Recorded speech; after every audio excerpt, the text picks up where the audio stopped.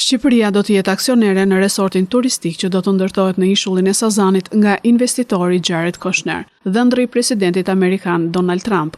Kompania që do të përfaqësojë shtetin shqiptar në këtë projekt është regjistruar më 26 qershor në qendrën kombëtare të biznesit dhe është Albanian State Development and Real Estate.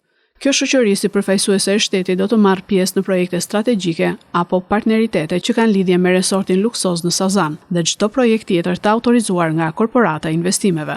Kapitali fillestar i shoqërisë është 50 milion lekë të zotëruara 100% nga korporata e investimeve shqiptare.